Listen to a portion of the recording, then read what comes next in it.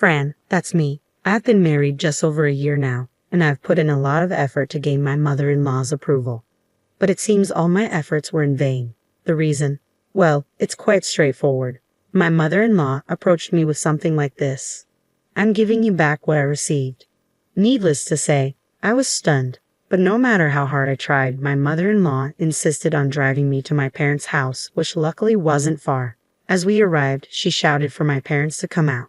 Inside the house, my father greeted her with a smile, but her expression was anything but friendly. We need to talk, she said curtly, refusing to come inside. We're here to return your useless daughter. My father's demeanor shifted, his face darkening. What do you mean, useless? I mean exactly what I said, she replied, expecting my father-in-law to agree. She's defective. My father's expression turned to one of disbelief. Defective? What are you talking about? She can't do anything around the house, and she doesn't make much money, my mother-in-law continued, oblivious to my father's growing anger. You want her back, don't you? Before my mother could intervene, my father-in-law spoke up. That's what I said. We're returning her, so you should accept responsibility. My mother, finally noticing the commotion, came out of the house. But my mother-in-law didn't even acknowledge her. I see, my father said, exchanging a glance with my mother. Well then, there's nothing we can do. We'll take responsibility and close the deal. Close the deal. My mother-in-law was taken aback. Wait, what deal are you talking about? You're asking us to take responsibility, my father-in-law said, a hint of annoyance in his voice. It's a done deal. I couldn't help but laugh when I saw my father like that. I thought to myself, he was furious, but there was no stopping him when he got like this. My father was always serious about his promises, especially when it came to me. Perhaps it was because of my childhood. I was always frail as a child. Whenever I fell ill, which was often, my father would drop everything to take care of me. My mother would stay by my side, and my father would put his work on hold. Maybe that's why he adored me so much. But being physically weak wasn't all bad. My parents showered me with gifts to keep me occupied while I was bedridden. I had books, video games, and my father's old laptop, which became my favorite pastime. Despite its shortcomings, it was enough for me to draw, play games, and explore endless possibilities. I found solace in the world of computers. Spending most of my time confined to bed, the computer became my gateway to a realm I never knew existed. It was a treasure trove of possibilities, a canvas waiting for my imagination. It all began with simple children's drawings, but soon, I was immersed in the mesmerizing world of 3D graphics. Driven by fascination, I delved deeper into illustration and computer graphics, eventually carving a path as a graphic designer. Despite my physical limitations, I found solace in the virtual realm. After high school, I embarked on a career as a remote graphic designer, overcoming numerous obstacles along the way. Self-taught and lacking formal training, I struggled to find my footing initially. But with determination as my ally, I persisted. Day after day, I poured my heart into my craft, building a reputation through hard work and dedication. Slowly but surely, recognition began to trickle in, opening doors to new opportunities and clients. 5 years flew by in a blur of creativity and perseverance. As my portfolio grew, so did my confidence. Then, unexpectedly, an opportunity arose. My father, the owner of a local construction company, approached me with a proposition to create a commercial for his business. Surprised by the request, I hesitated. Was I up for the task? But my father's faith in my abilities was unwavering. It wasn't about familial obligation. It was about recognizing my talent and taste. Grateful for his trust, I embraced the challenge wholeheartedly. My design became an advertisement, gracing the pages of local newspapers and adorning the company's website. Though our reach was local, the response was overwhelming. Encouraged by the positive feedback, I felt a sense of validation and pride. As my work transformed into posters lining the streets and bulletin boards, I realized something profound. I could stand on my own 2 feet, both in the virtual world and the real one. I relished the newfound sense of independence. It was liberating to know I could stand on my own 2 feet. Meanwhile, my posters were causing quite a stir in town. Rumors swirled about the talented daughter of the construction company, known for her exceptional designs and advertisements. Before long, locals began seeking me out for assistance. One day, an electrician from town paid a visit. Your daughter is a designer, right? Can she create advertisements for us? He inquired, addressing my father. With a chuckle, my father promised to consult me. As it turned out, the town electrician was actually a key business partner of ours, handling a range of electrical installations for our remodeling projects. Given the importance of our partnership, I readily accepted the offer to create their advertisements. After delivering the finished product, I was pleasantly surprised by the electrician's gratitude. But it wasn't the electrician himself who came to thank me, it was his son Clark. A recent college graduate, Clark was assisting his father in the family business.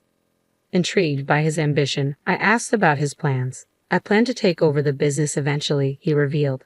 We struck up a conversation, and before long, it felt like we could be friends for a long time. Unexpectedly, Clark's demeanor shifted, and he complimented me, catching me off guard. Blushing furiously, I couldn't help but wonder if I was being flirted with. Despite my lack of experience, I found myself drawn to him.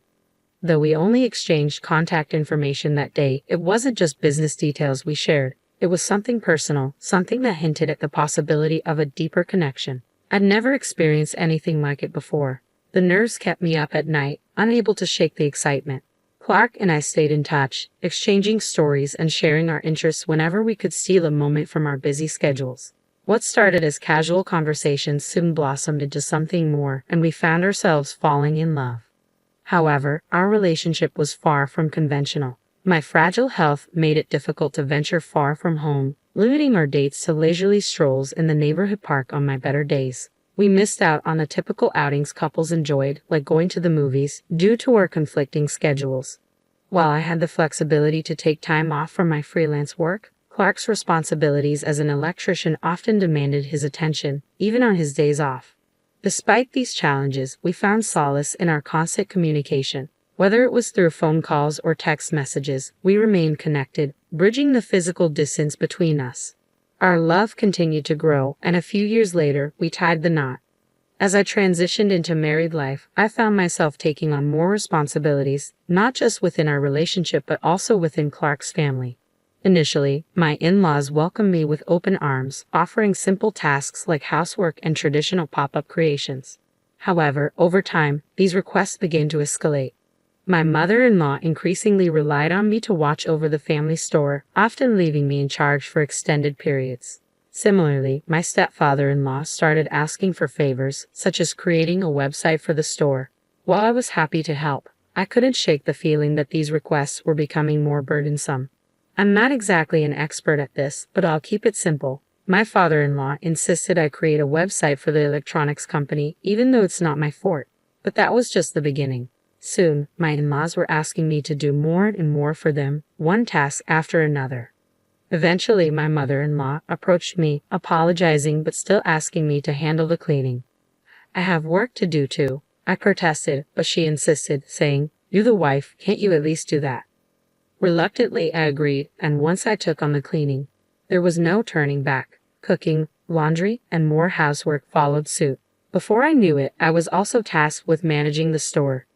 With all these responsibilities, I had to scale back on my graphic design work, which meant a decrease in income. Thankfully, my husband, Clark, supported me financially, so I wasn't too worried about the money. However, a fever struck me one day, leaving me exhausted. When I tried to explain to my mother-in-law, she didn't seem too pleased. "I can't believe you get a fever over something like that," she remarked before leaving the room abruptly. I felt a pang of guilt, wondering if I had offended her. But the truth was, my body often had a mind of its own, and there wasn't much I could do about it. As I lay in bed, Clark came in, concerned. "Are you okay?" he asked gently. With a weak smile, I replied, "Yes, I'm sorry." He reassured me, saying, "Don't be too hard on yourself. I understand." But his parents? I confided in Clark about feeling trapped by my in-laws' demands, but he seemed puzzled. "Why not just say no?" he suggested. His words struck me as naive. "It's not that simple," I explained. "When it comes to my in-laws, it's complicated. Saying no could create tension and even lead to bigger issues down the road." Clark's lack of understanding left me feeling even more isolated in my own home. Tears welled up as I grappled with the loneliness of it all. But I knew I couldn't let myself be defeated. With a deep breath, I resolved to steel myself against the challenges. Even after the fever passed, my mother-in-law continued to pile on requests. I tried to balance her demands with my own workload, hoping to earn some favor with my in-laws. Yet despite my efforts, their expectations seemed to grow. Then, out of the blue, my mother-in-law asked about my income. Her probing questions left me feeling uneasy. "It's none of your concern," I wanted to say, but her insistence on financial support caught me off guard. I couldn't shake the feeling that something wasn't right. Despite the supposed success of the electrician business, she hinted at financial struggles. It left me feeling unsettled, unsure of what to make of her request for money. Something didn't add up, and I couldn't shake the feeling that I was being taken advantage of. I hesitated before disclosing my income, aware of its modesty. "Right now, I'm bringing in about $500 a month," I admitted. My mother-in-law's reaction caught me off guard. "Only $500, she exclaimed, her face turning red. Feeling defensive, I pointed out that I contributed significantly to the household chores, from cooking and cleaning to managing the store and doing laundry in her absence. But my efforts seemed to fall on deaf ears. Suddenly, my mother-in-law excused herself, returning moments later with my father-in-law in tow. To my shock, she announced, "I'm returning you." Forced to accompany her, I was taken to my parents' house, where I was informed in front of my father that I was being returned. In response, my father calmly declared his intention to close his own construction company. This unexpected turn left my father-in-law exasperated. "You're going to ruin our business," he accused. But my father remained resolute. "I have to do what's best for my daughter," he insisted. In the end, my father-in-law stormed off, leaving my mother-in-law to deliver one final blow. "You useless wife, you don't have to come back," she spat. Feeling disoriented and hurt by my father-in-law's harsh words, I turned to a friend for advice.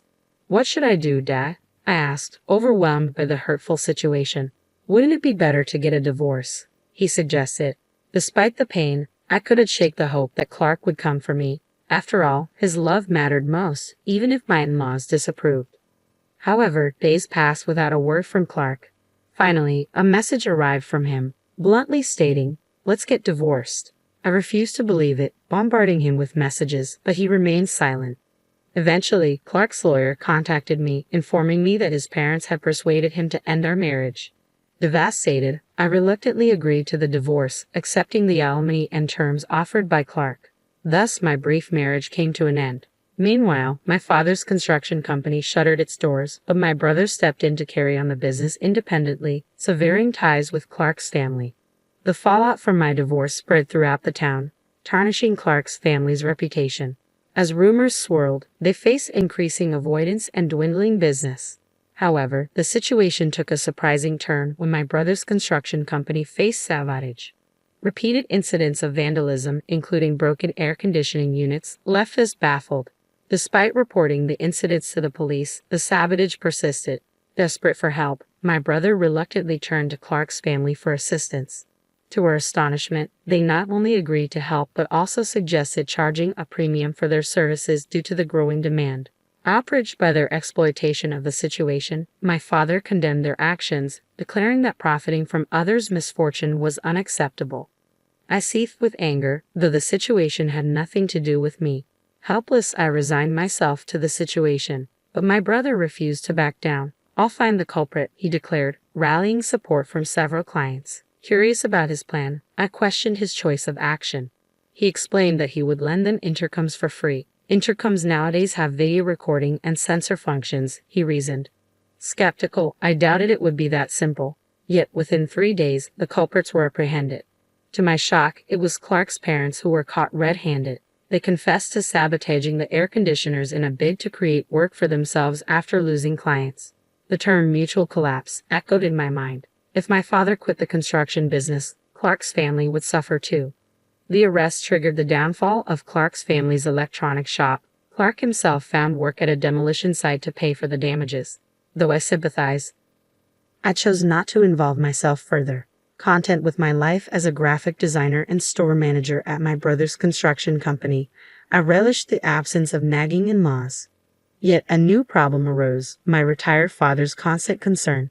Always asking if I was tired or okay, he hovered around me incessantly. Fed up, I joked that he should get a job too. Surprisingly, he took it to heart, returning to work at my brother's company. In that moment, I realized my father's love for me, and I couldn't help but reciprocate. With him back at work, it felt like we were finally on equal footing. And in that newfound balance, our bond grew stronger than ever.